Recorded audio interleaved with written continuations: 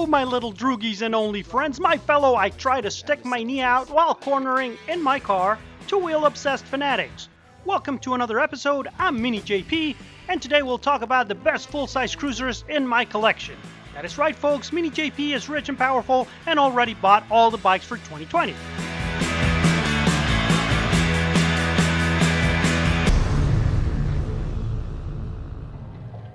Coming in at number 14, the Ducati XJL. An awesome looking machine that has a personality crisis. The XJL is half muscle bike, half cruiser, half sports bike, but all good looks. People say looks are relative, but those people are either ugly or stupid, so don't listen to them. For $20,999, you get this beautiful and original vehicle that produces 152 horsepower and 126 Newton meters of torque from its 77 cubic inches V-twin. If you want to be a snob and a half, you can spend $5,000 more and you can go for the S version. You'll get little design touches and different wheels, but basically the same bike. Same engine, same chassis, same suspension, less money in your pocket. I love riding this bike with my new Marshall earbuds at full blast. Why? The only thing I can't stand is the exhaust note. Remember when I said this bike is half sports bike? Well, that's an issue. It sounds more like a Honda CB500 than a full-size cruiser. Aftermarket exhaust helps, but not enough. That is why it's on the list.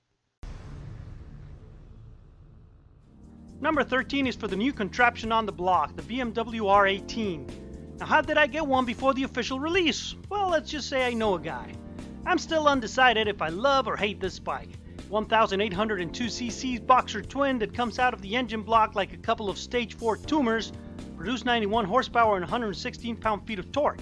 This bike is the result of the Red Skull snatching Bill and Ted's phone booth, going back in time with modern technology and giving it to the German scientists of the 1930s. It's peculiar to say the least, but the biggest issue I have with this bike is the ergonomics. It's not a particularly comfortable bike, and for a cruiser, that is a problem. Just like my Harley Low Rider, the foot pegs are in a weird crunched up position, not forward like you'd expect. Now with the Harley, there are things you can do for the highway, like mounts and floorboards. With this one, not really, not unless you hack away at the engine. I don't think BMW will sell a lot of these, but as a collector's item, it's going to be worth something 20 years from now. That is why I'm keeping mine stock. Next on the list is the Harley Fat Bob. One of the best looking bikes in the past 2 years, its industrial chic style caught my eye immediately, and I just had to have it. For $19,749, I got this Milwaukee 8 114 CI V-twin that produces 94 horsepower and 155 Newton meters of torque. The seat is one of the most comfortable things you'll experience on two wheels, but only for short rides.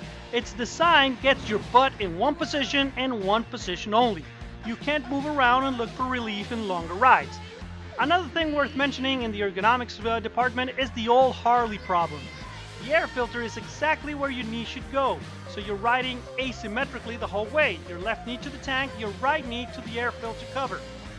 But just for the looks alone and the Harley premium quality, this Fat Bob is definitely worth that money. Number 11 is for the Indian Chief Vintage. I had to take advantage while they are still selling this design. The Indian Chief Vintage is one of the last bikes Indian is selling with this original Polaris design. You'll notice that the new Indians have different gas tank and overall chassis on all of their big twins lineup. For $20,999, I got this old school looking transportation tool with the 111 Thunderstroke engine that, even though only produces 78 horsepower, pushes out a whopping 119.2 feet-pounds of torque at only 45,000 RPM. I love the look of my Chief Vintage, and wherever I'm riding, I'll notice that everyone is looking at me. Maybe it's my awesomeness, but just maybe it's the bike. This is one of those bikes that is not for introverts. These ones are like your dress heels. They are for special occasions. Even though they are practical for long distance touring, I would not recommend them for everyday commuting. The engine does tend to run hot, and they are pretty big to move around at slow speeds. Another Harley comes in at number 10, the Low Rider S. Like most of the Harley lineup, I did not buy this bike for anything else than its looks. I don't like the ergonomics, as I said, so it's not as comfortable to ride as my other cruisers, but no other ride makes me feel so much like a badass. Nico Bellic ain't got shit on me when I'm on my Low Rider S. The Milwaukee 8114 CI V-twin that produces 94 horsepower and 155 Nm of torque also sounds more menacing when you look at your rear view mirror and see me coming.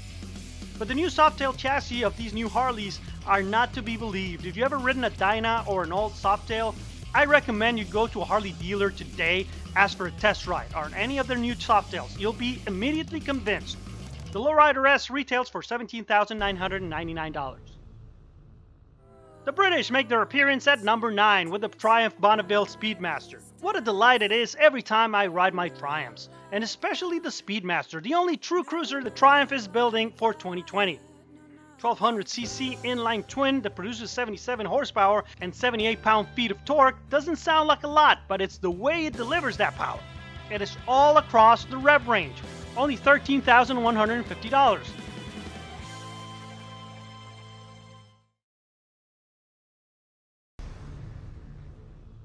Number 8 is for the Moto Guzzi El Dorado, another one of those bikes that I fell in love just by looking at pictures. The Italian manufacturer has been making the same model since the dawn of time. And why not? And why fix it if it's not broken? And what's there to fix? For only $16,995, I got this 1380cc V-twin engine that produces 96 horsepower and 121 Nm of torque at only 3,000 RPMs. Best bang for buck if you ask me. Add in the awesome looks and you got yourself a winner. Not to mention you also get a check mark on the originality column with this one. The only transverse engine configuration of today is used by Moto Guzzi, and it's quite a different sensation, like a mix between the BMW's Boxer and an Indian's V-twin. The only issue I would have is the sound of the exhaust. It's just too quiet. I want people to notice me, that's why I bought the damn thing. The Harley Softail Deluxe comes in at number 7. Yes, a whole bunch of classic style cruisers in my garage, so what? This will be the last year that Harley produces the Deluxe, so I had to take advantage.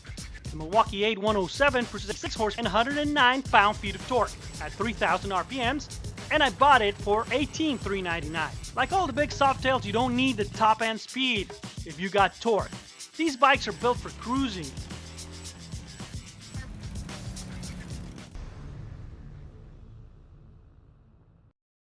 Number 6 is for my Indian Springfield Dark Horse, one of the first cruisers I bought.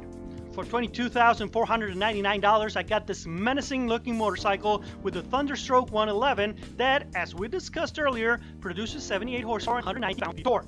But you don't buy the bikes for the numbers, you buy them for how they make you feel. And this one makes me feel like I'm the meanest motherfucker on the planet. Mike Tyson would have to find a goddamn posse if he wants to mess with me while I'm on this bike. Put on a couple of Benz and Heinz exhaust and you'll guarantee to have your neighbors call the cops. And when they arrive, they'll be so scared of you, they'll ask for your forgiveness and arrest your nosy neighbors for being pussies. All of that, and this bike also handles a lot better than you'd expect. You don't want to go canyon carving, but you could.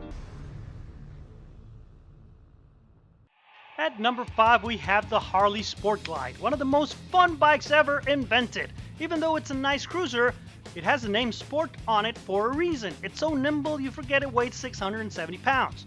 Every time I ride this, I feel like I'm on my SV650. Harley did something special on this bike. It has the same Milwaukee 8107 that on my Deluxe.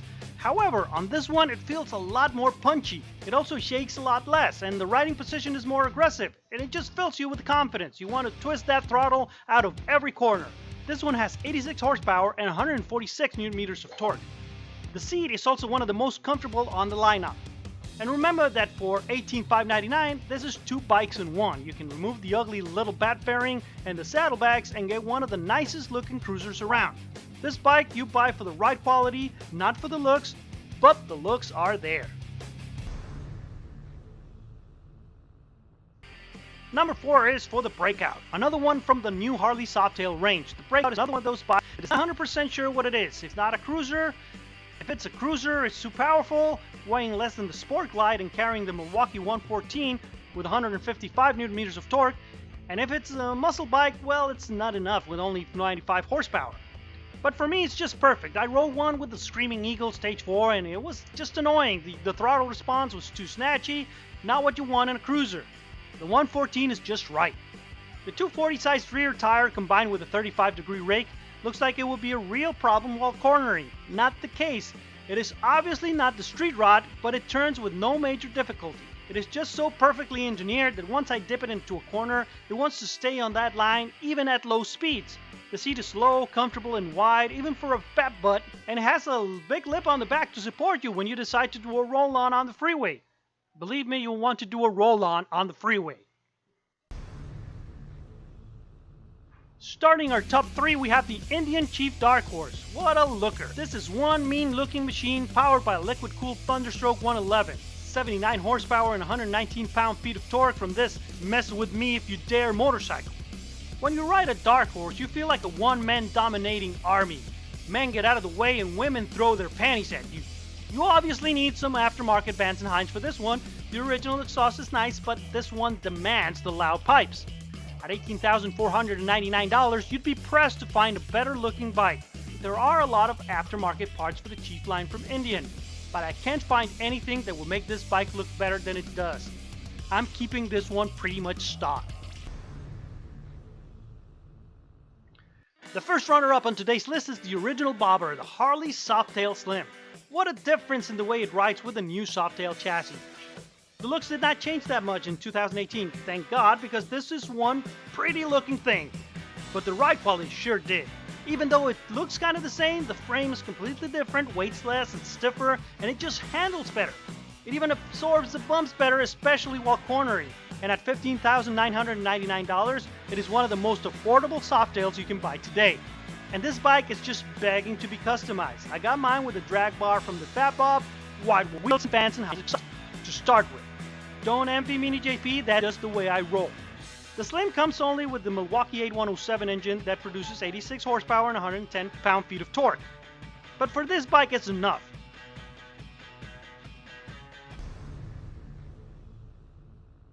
And the number 1 full-size cruiser bike for 2020 is, you guessed it, the Harley-Davidson Softail Fatboy, the Terminator of bikes, the most awesomest, manliest of them all. You can grow a beard, own the fastest car, the loudest gun, the meanest and biggest dog, or you can own one of these. If you're a man over 50 and don't have one, let me tell you, you're not really a man. This Milwaukee 8114 that produces 120 pound-feet of torque and retails for $20,599 is the John Wayne meets Chuck Norris of motorcycles. People get out of the way when you're on the Fatboy. Its presence is demanding. It looks huge and menacing. And the funny thing is, it's the most relaxing ride you can have. The seat is plush and spacious, even for the passenger. It's the manliest bike, but women can ride it with ease, and they look good on it too. You can spend hours on the saddle and not worry about any aches or pains. Just relax. Enjoy the smoothness of the chassis and the sound of the engine, and wait for those perfect moments when you need to pass someone on the highway. No need to drop gears, just give a twist of the throttle and bam! Quite a sensation. That's it for today. I hope you've enjoyed the video. Don't forget to subscribe, give it a thumbs up, and leave your comment below. Which one will be your number 1 for this category? Until next time.